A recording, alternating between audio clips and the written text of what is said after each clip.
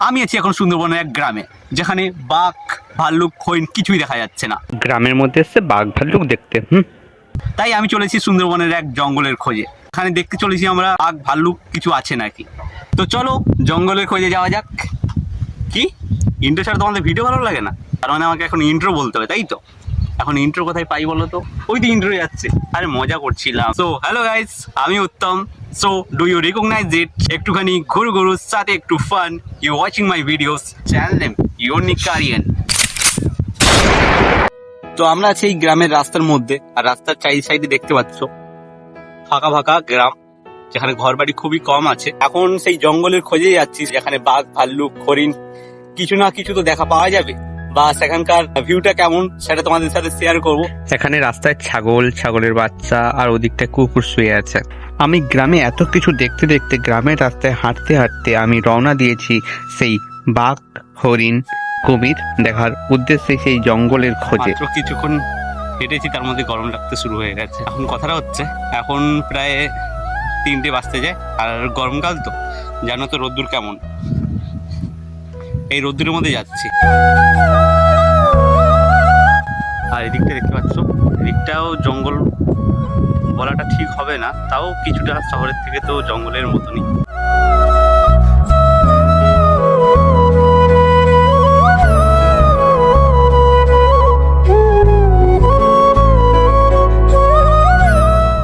এখন আমরা যাব নদীর ওই পারে, কিন্তু আমি আসার আগে নৌকাটা চলে গেছে। যাই হোক, আর এদিকটা দেখতে পাচ্ছ জঙ্গল, আর এদিকে তো নদী, একটা ধানের মিল যেটা হচ্ছে ওই পারেই আছে।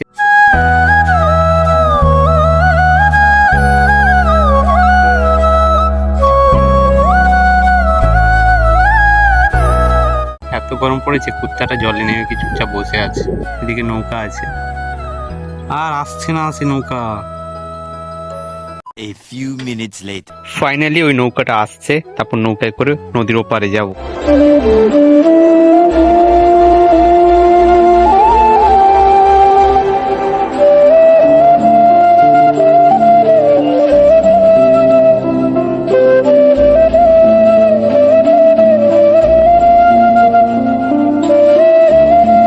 মানে পশ্চিম দিকটা হচ্ছে ওদিকে, আমি যাচ্ছি পূর্ব দিকে। তোমরা তো গোসাবা বা মাতলা নদীটা চেনো, পূর্ব দিকটায় মাতলা নদী বা গোসাবাটা।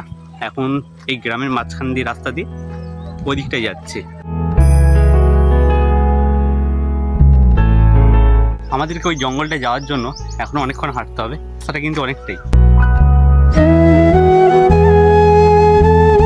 আমি হেঁটেই যাচ্ছি এই রাস্তাটা ধরে, আর সামনেই আছে, মানে আমার আসতে এখানে প্রায় 45 মিনিটের মতন সময় লেগে গেছে। এখন টাইম হচ্ছে 4:50। তো আমি খুব জঙ্গলের কাছাকাছি চলে এসেছি।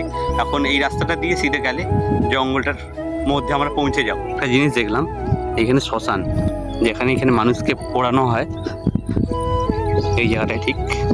আর ওদিকে হাড়গুড় পড়ে আছে, জানি না এগুলো কার হাড়গুড়। তো এখানে দেখতে পাচ্ছ জঙ্গলটা কেমন, আর চারিদিকে পুরো গাছে ভর্তি। এদিকটায় এই জঙ্গলটা কেমন সেটা তোমাদেরকে দেখানোর জন্য সিনেম্যাটিক শটের মাধ্যমে তোমাদের কাছে আমি তুলে ধরছি। সো ভিডিওটাকে এনজয় করতে থাকো।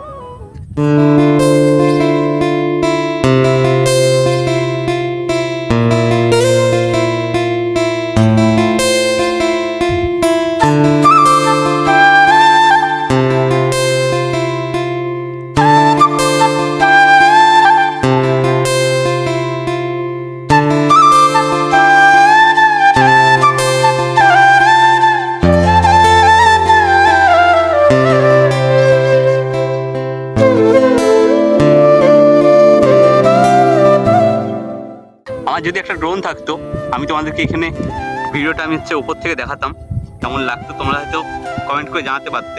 আমি ঠিক জানি না এখানে কুমির আছে নাকি বা বাঘ আছে নাকি, কারণ আমি এখনো পর্যন্ত দেখা পাইনি। আর যদি দেখা পাই, আমি তোমাদের দেখা পাবো না, বা তোমরা আমার দেখা পাবে না। গাছগুলো খুবই বড়, আমি তো রাস্তার খুব ওপরে দাঁড়িয়েছি, গাছগুলো নিচে, অনেক নিচে, রাস্তাটা অনেক উঁচু। যাই হোক, তাও গাছগুলো আমার থেকে এখান থেকে উঁচু, আমি ওর ওপারে কী আছে দেখতে পাচ্ছি না। মানে গাছ আছে সেটা বোঝা যাচ্ছে, কারণ দূরে দূরে অনেক বড় বড় গাছ আছে। একটা যদি ড্রোন থাকতো এইখানে, সো ড্রোন দিয়ে ভিডিও বানালে কিন্তু তোমরা ভালো করে দেখতে পেতে, বা ভিডিওটা ভালো করে তোমরা এনজয় করতে পারতে যে জায়গাটা কেমন। বা ওই দিকটা দেখো, ওদিকটাও সেম জঙ্গল আর জঙ্গল। চারিদিকটা দেখো পুরো জঙ্গলে ভর্তি, আমি নিশ্চিত এর মধ্যে কোনো জন্তু জানোয়ার আছে। এখন আমি এই রাস্তাটা দিয়ে যাচ্ছিলাম ওদিকটায় জঙ্গলটা দেখার জন্য, ঠিক আছে? এখন মাঝখানে রাস্তাটা কাটা, ওর দিকে লাগছে আবার।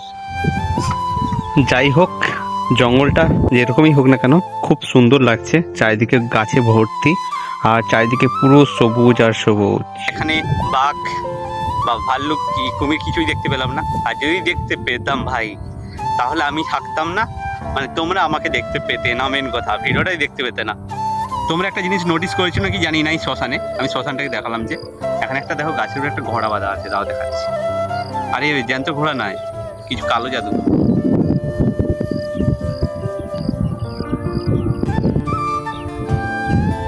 তো এখন বাড়ি যাচ্ছি।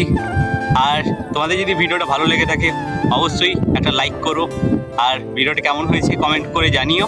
আর তোমরা যদি চ্যানেল নতুন হয়ে থাকো অবশ্যই চ্যানেলটাকে সাবস্ক্রাইব করে নিও, আর পাশে থাকা বেল আইকনে ক্লিক করে অল সেট করে দিও। আর তোমরা যদি এইরকম ভিডিও আরও পেতে চাও তাহলে কমেন্ট করে জানিও। 50 মিনিটের কাছাকাছি হয়তো বাড়ি যেতে লাগবে আমার সময়। যাই হোক, টাটা।